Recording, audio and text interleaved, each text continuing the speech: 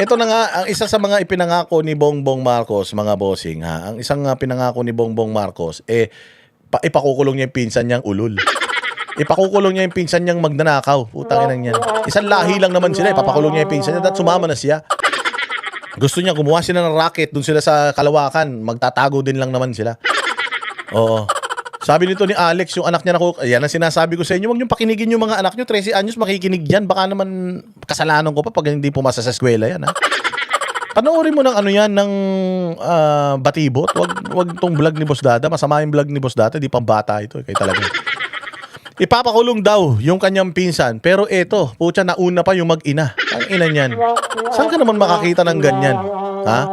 Saan ka makakakita ng ganyan na putya, ipinangako mo ulo ng pinsan mo tapos ibang ulo yung kinuha ng ombudsman? Abnormal eh. Alam niyo, sabi ko nga ito si Ombudsman Boyeng Rimulya, muntik nang mamatay ito. Oo, muntik nang mamatay ito. Lahat ng mga sakit na hindi ka pwedeng mag-survive, nakuha niya. Mantakay mo, senior citizen na siya. Nagka-leukemia pa. Leukemia, sepsis, putya, lahat ng mga sakit na ikinamamatay ng tao, nakuha niya. Yung edad na yan, pagka nakuha mo yung sakit na yan sa edad na yan, putya, malabo ka nang mabuhay. Si Francis Magalona, leukemia yung kinamatay ni Francis Magalona. Ang dami kong mga bata dyan sa PCMC. Dati nga, nagbibigay kami ng tulong dyan sa PCMC. Karamihan ng mga kabataan dyan, ang sakit, ang sakit, leukemia. Tapos, ikamamatay mo yan. Minsan nga, nandiyan kami sa PCMC. Di ba, nagbibigay kami laruan doon sa mga bata na may leukemia. Tapos pagbalik namin kinaumagahan, sinasalubong na kami nung nanay, sinasabi sa amin na wala na siya. Alam mo, nakakalungkot yun. Oo, yung mga bata may leukemia, tapos ang saya-saya pa nila ngayon, mga wala ng buhok, tapos biglang bukas wala na sila. Ang lungkot, pero bakit kaya ganito? Si Boying, nagka-leukemia, putang inang yan, hindi tayo nalungkot. Highway 54 ba yun? Okay na yun, Highway 54, 45 baril pala yun. Putok ang tawag doon sa 45, Highway 54. Sorry na. Hindi naman tayo planado. So, ayun na nga. So, ito si Boyeng Rimulya, sa edad na yun, nakakuha siya ng ganun sakit. Mantakin mo, nairaos niya. Si Francis Magalona, marami manling pera yan, hindi niya nairaos yung leukemia niya. Pero si Boyeng Rimulya, at his age, nairaos niya. Hindi ka basta-basta may iraraos ng pera, maniwala ka. Hindi ka basta-basta may iraraos ng pera. Alam mo, para mairaos mo yung sakit na yan, may kapag-usap ka kay Lucifer. Magdadasal ka kay Lucifer. O kasi pag yung kasamaan niya ni Boying, mga bossing, pag yan ang ipag-usap sa Diyos, line is busy. The number you are calling is temporarily unavailable. Ganun yun. Bawa si Boying, di ba? Nung nagkasakit siya ng leukemia, Diyos ko po, tulungan niyo po ako. Gusto ko pang mabuhay, Lord. Gusto ko pang mabuhay. Sarado yung langit sa kanya. Hindi siya pinakinggan. Sabi niya, busy. Busy, wag ka rito tumawag. Kaya palagay ko ang ginawa niya ni Boying, nagdasal yan kay Lucifer. Lucifer, sabi niya, ibibigay ko lahat. Basta lang pahabain mo buhay ko. Magpapakalat pa ako ng maraming kademonyuhan sa Pilipinas. Putang ina niyan.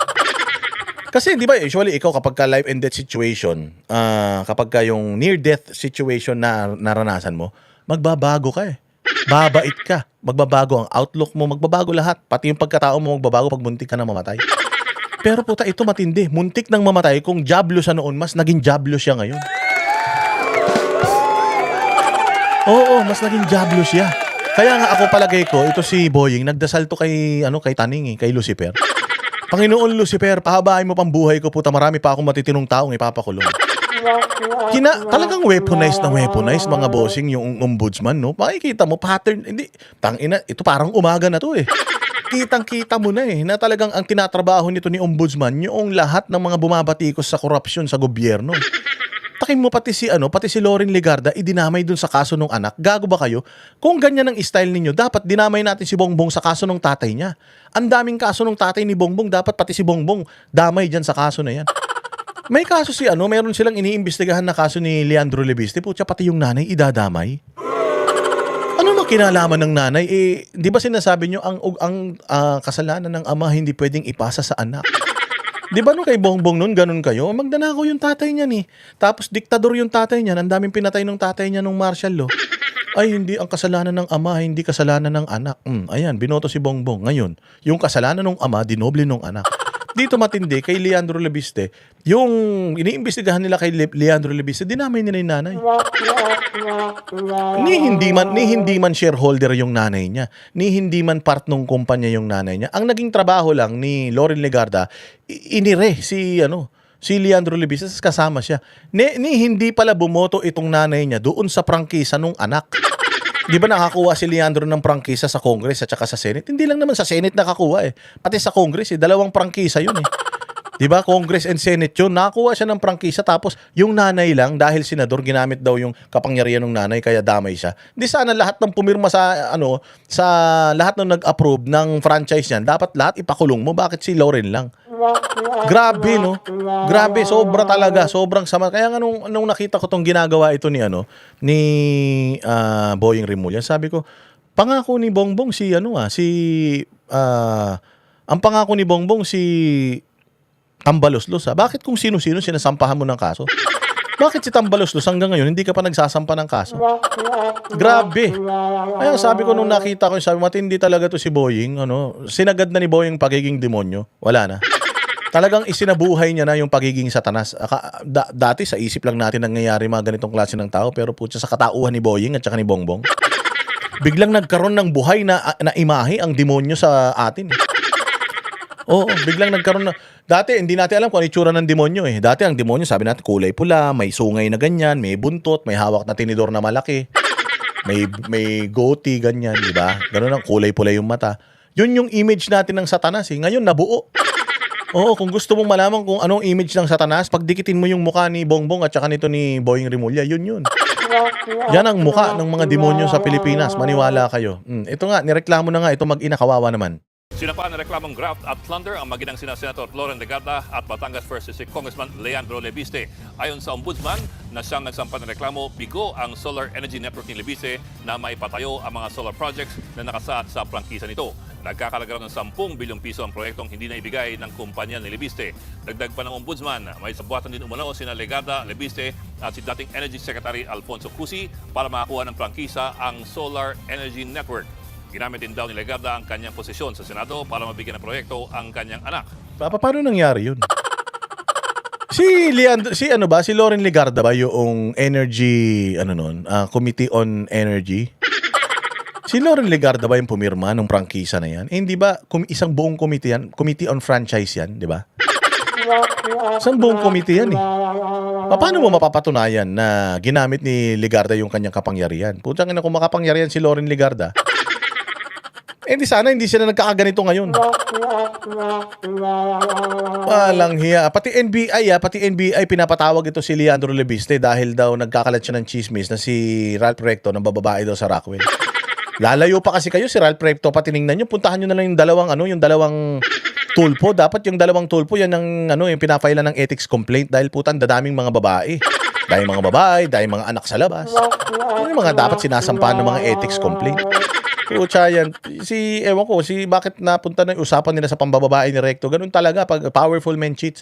Kapag ang isang taong makapangyarihan, lalong-lalo na may medyo dorobo. Marami talagang babae yan. At dahil dito, nagkaroon ng monopolyo sa mga solar energy projects sa bansa. Itong solar na to na dapat pinroduce at in-accomplish ni Lebiste sa kanyang pagkakuha ng prangkisa ay hindi, naging ghost electricity. Kuryenteng hindi talaga kuryente. Na-kuryente lang tayo. Sis! Na Boying, tumaba ka na naman. Alam mo Boying, medyo maganda rin yung ginawa mo na nakipag-usap ka kay Satanas kaya bumalik ka na sa dati mong anyo. Dati halos bangkay na to. Putang ina niya, nawala siya. Pagkabalik niya, mukha na siyang multo eh. Pero ngayon, kita mo naman, glowing, sana all. Pero tandaan mo Boying, ilang taon na lang, hindi ka maabot 100. Ilang taong ka na. At saka yung mga ganyang mga cancer, nagre-regress yan. Ingat ka. Baka panay na naman ang sarap ng buhay natin. Tapos pag bumalik yung cancer na yan, baka mas doble pa yan, ha?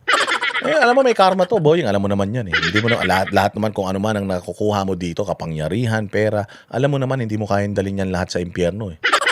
Oo. Ang kasya man sa ataol, isang tao lang, ikaw lang. O kung sakali masunugin ka, hindi naman sinusunog yung pera kasama ng katawan mo kapag kinikremate ka. Kaya, paalala lang. Paalala lang, sa bagay, kahit ito kahit mag-repent ito, wala na to, wala nang salvation ng kaluluwa nito, yung mga ganitong klase ng tao, wala. Yung mga ganitong klaseng makasalanan ng mga tao, putsang ina, kahit magpenitensya yan 10 beses, magpapako yan sa Pampanga, hindi na maliligtas ang kaluluwa na ito. Kaya pinanindigan na lang niya. Sabi niya, bahala na, let's cross the bridge when we get there. Ganun eh. Pero, wait lang tayo, hindi naman natubata. Pagkadating ng panahon, pahihirapan ito, doon sa kanyang deathbed, pahihirapan siya ng kanyang sakit, may isip niya. Yung gobyernong tinulungan niya, putya, baka nga yun pa rin mismo yung magkanuno sa kanya eh. Ika nga.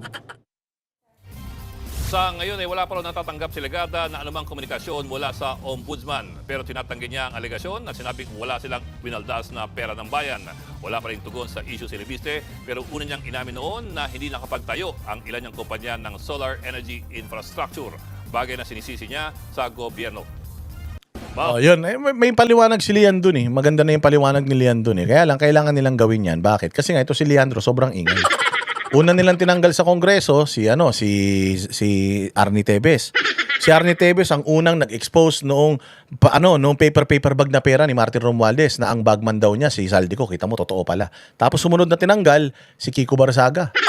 Kasi maingay din. Tapos ngayon, ito naman si Leandro, gusto rin nilang patanggal. Tapos dinamay pa nila yung nanay. Kasi nga, yung nanay, membro ng minority dyan sa Senado. So, dito mo talaga makikita yung pattern. Tanga ka na lang kapag maniniwala kang hindi politika to.